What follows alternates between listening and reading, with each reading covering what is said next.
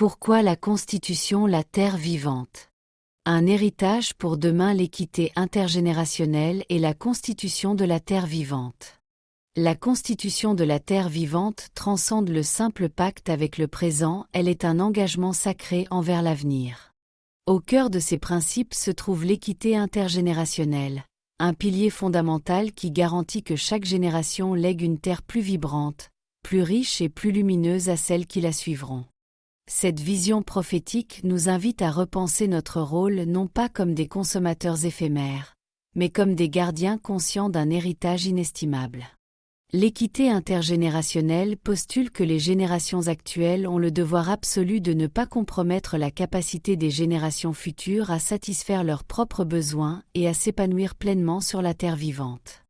Ce principe va bien au-delà de la simple non-nuisance. Il implique une obligation active de régénération et d'enrichissement de l'héritage planétaire.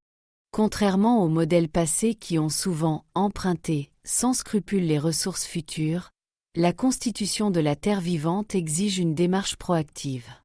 Pour la Terre vivante en devenir de lumière, cela signifie s'assurer que les écosystèmes demeurent vitaux, que les ressources essentielles conservent leur pureté et que l'accès à la beauté, à la sagesse et à l'abondance de la nature reste un droit inaliénable pour tous les êtres à venir.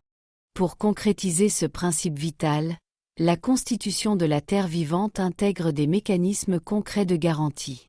Elle prévoit l'établissement de fonds fiduciaires ou de réserves intouchables pour des ressources clés comme l'eau pure, la biodiversité génétique et les sols fertiles, sanctuarisés au bénéfice exclusif des générations futures.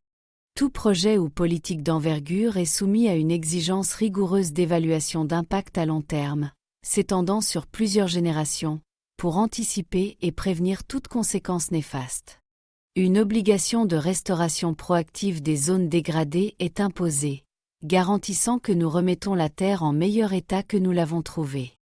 De plus, la Constitution envisage la reconnaissance des droits des générations futures en tant que sujet de droit, ouvrant la voie à des représentants ou des avocats du futur qui veilleraient à leurs intérêts. Enfin, la promotion des pratiques et technologies durables et régénératrices devient la norme fondamentale, guidant chaque innovation.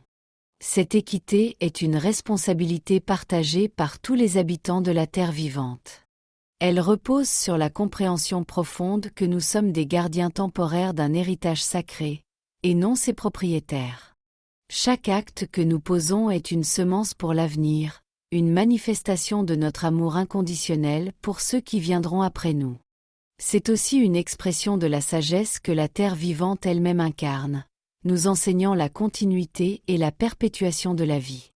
En intégrant ce principe, nous créons une lignée de bien-être et d'abondance perpétuelle, un testament de notre engagement envers l'harmonie. La reconnaissance et l'application de ce principe sont capitales pour la pérennité et la radiance de la Terre vivante.